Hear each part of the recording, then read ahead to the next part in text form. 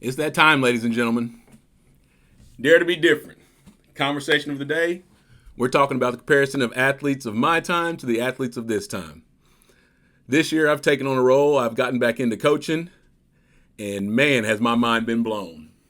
I want to talk about the transition to what coaches and athletes are now compared to what they were when I was coming up. I don't know how long I'm going to make it. I'm going to tell you the truth. The mentality of the athlete of the modern day generation is just a tad bit a little too entitled for me. And I would used to think that when I watched games and things like that, I thought it was just the generation. But no, it has a lot to do in part with the coaching as well. A lot of these coaches are building their legacies around great athletes with great potential, while they try to, I hate to use the word, but while they try to half-ass coach the mediocre athletes, they just allow the super athlete to do as they want. So, growing up, we didn't have the resources that these kids have. We didn't have the trainers that these had. We didn't have the facility that they had. I mean, the equipment, the things that take these kids to another level, further their body, their training, their skill set. Yeah, we didn't have those things. But there are a few things that I see lacking in today's game. That's commitment, dedication, work ethic, and respect. Not only respect for the game, but respect for the authority figures that are putting their time and effort in to try to give these kids the ability to play a game they supposedly love.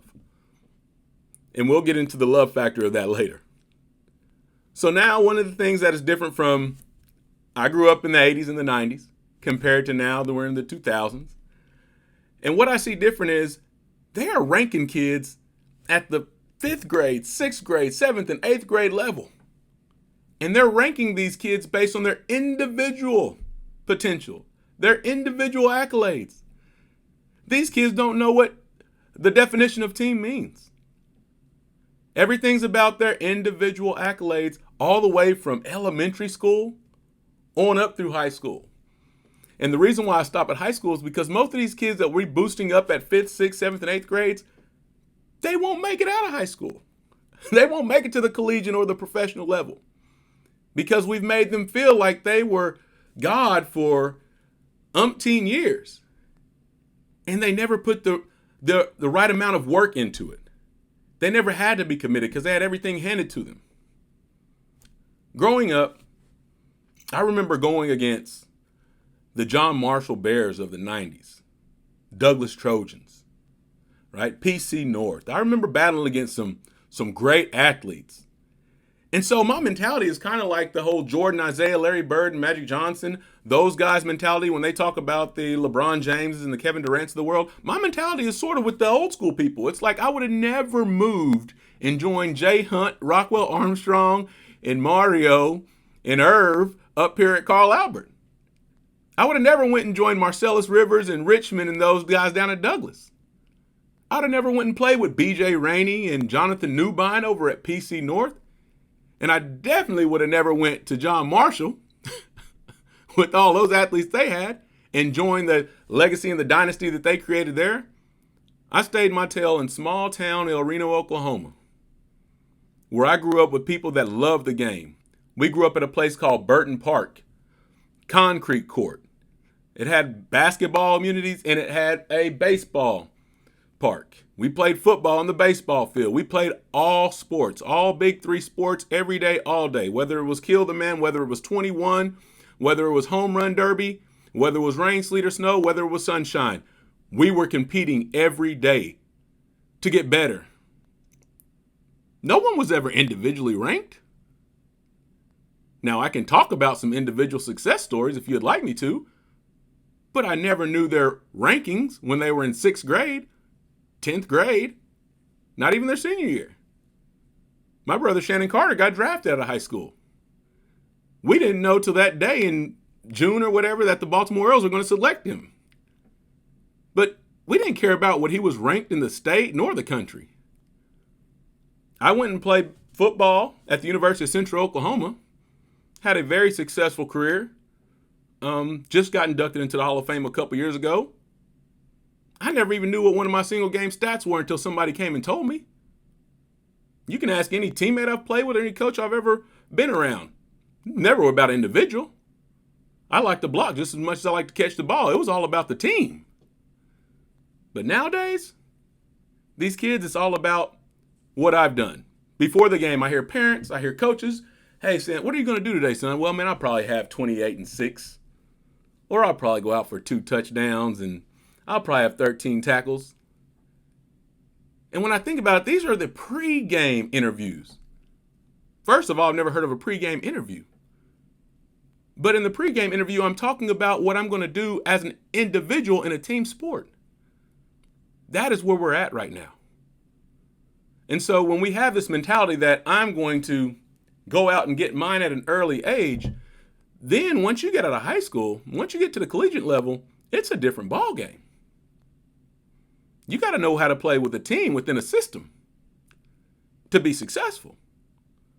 And that's where the coaching comes in. We're selling these kids short. And I'll tell you athletes this, one thing that you can take to heart. If you have a coach and you go throughout half the season, and this coach, everything you ask this coach, or anytime you have any dialogue with this coach is always yes, yes, yes, yes. And you are never having any resistance or never any feedback, you probably need to find a new coach.